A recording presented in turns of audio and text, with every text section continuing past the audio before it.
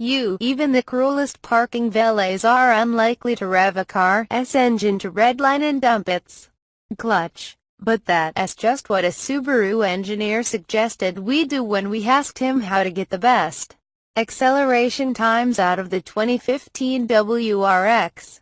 In human terms, this sort of launch is equivalent to jumping out of a moving car and hoping to suddenly start running like Usain Bolt. Rev the engine high enough to get wheel spin when the clutch engages, and shift out of first around 5,200 revolutions per minute, advised the engineer. With the four-wheel drive traction of the WRX in mind, we wondered aloud, "You sure the clutch and gearbox will survive that launch?"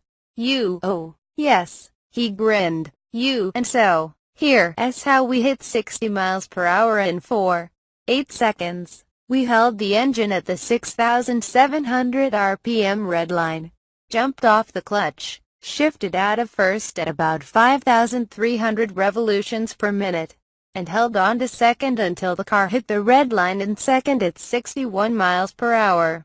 To get down to a repeatable 4.8 second time, we subjected the WRX to this mechanical mayhem 14 times.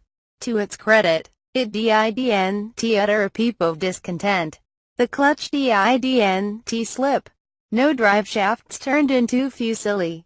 And the 6-speed box shifted and responded exactly as it did when we started. Will you try this with your new WRX?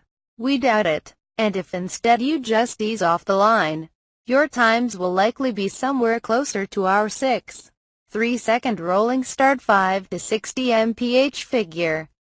A machine that takes a licking but keeps on ticking is deeply endearing. Just ask anyone who wears a Timex.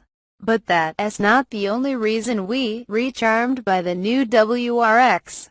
Subaru has made its latest version into a handler, and that's this generation's big leap forward. Previously, the WRX